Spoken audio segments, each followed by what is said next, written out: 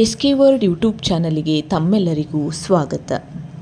ರಾಯರ ಪವಾಡ, ನಂಬಿಕೆಯ ಫಲ. ಒಂದು ಚಿಕ್ಕ ಹಳ್ಳಿಯಲ್ಲಿ ರಾಮಣ್ಣ ಎಂಬ ಬಡ ಭಕ್ತನಿದ್ದ. ಅವನಿಗೆ ಶ್ರೀ ರಾಘವೇಂದ್ರ ಸ್ವಾಮಿಗಳ ಮೇಲೆ ಅಪಾರ ಭಕ್ತಿ. ಪ್ರತಿದಿನ ಬೆಳಗ್ಗೆ ಎದ್ದು ಶ್ರೀ ರಾಘವೇಂದ್ರಯ ನಮಃ ಎಂದು ಜಪಿಸಿ ರಾಯರ ಮಠಕ್ಕೆ ಹೋಗುತ್ತಿದ್ದ. ಒಂದು ದಿನ ರಾಮಣ್ಣನ ಜೀವನದಲ್ಲಿ ದೊಡ್ಡ ಕಷ್ಟವೊಂದು ಎದುರಾಯಿತು. ಅವನ ಮನೆಯಲ್ಲಿದ್ದ ದವಸ ಧಾನ್ಯಗಳೆಲ್ಲವೂ ಖಾಲಿಯಾಯಿತು. ಮನೆಯಲ್ಲಿ ಮಕ್ಕಳು ಹಸಿವಿನಿಂದ ಅಳತೊಡಗಿದರು. ರಾಮಣ್ಣನು ಕಣ್ಣೀರಿನಿಂದ ರಾಯರ ಮುಂದೆ ನಿಂತು ಹೇಳಿದನು, ರಾಯರೇ, ನಿಮ್ಮನ್ನೇ ನಂಬಿದ್ದೇನೆ, ನನ್ನ ಮಕ್ಕಳ ಹಸಿವನ್ನು ನೀಗಿಸಿ. ಅಂದು ರಾತ್ರಿ ಅವನು ತುಂಬ ದುಃಖದಿಂದ ಮಲಗಿದ. ಮರುದಿನ ಬೆಳಗ್ಗೆ ಎಂದಿನಂತೆ ಬಾಗಿಲನ್ನು ತೆರೆದಾಗ ಮನೆಯ ಮುಂದೆ ಒಂದು ದೊಡ್ಡ ಚೀಲ ಇತ್ತು.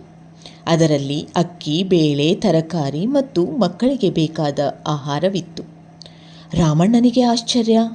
ಸುತ್ತಲೂ ನೋಡಿದ, ಯಾರೂ ಕಾಣಲಿಲ್ಲ. ಅದೇ ಸಮಯದಲ್ಲಿ ಪಕ್ಕದ ಮನೆಯ ವೃದ್ಧರೊಬ್ಬರು ಬಂದು ಹೇಳಿದರು, ರಾಮಣ್ಣ, ನಿನ್ನೆ ರಾತ್ರಿ ನನಗೆ ಕನಸಿನಲ್ಲಿ ರಾಯರು ಕಾಣಿಸಿಕೊಂಡರು. ನನ್ನ ಭಕ್ತನ ಮನೆಗೆ ಆಹಾರ ತಲುಪಿಸು ಎಂದು ಹೇಳಿದರು.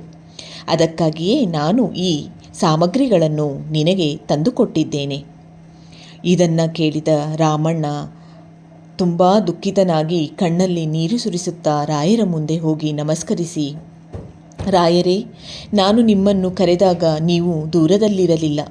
ನನ್ನ ನಂಬಿಕೆಯೇ ನೀವಾಗಿದ್ದೀರಿ. ರಾಯರನ್ನು ನಂಬಿದ ಭಕ್ತರನ್ನು ರಾಯರು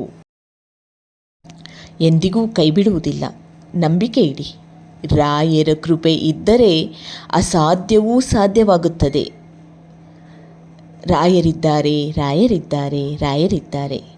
ನನ್ನ SK ವರ್ಡ್ ಯೂಟ್ಯೂಬ್ ಚಾನಲಿಗೆ ನಿಮ್ಮೆಲ್ಲರ ಪ್ರೋತ್ಸಾಹ ಇರಲಿ. ಎಲ್ಲರಿಗೂ ರಾಯರ ಆಶೀರ್ವಾದ ಸಿಗಲಿ. ಧನ್ಯವಾದಗಳು.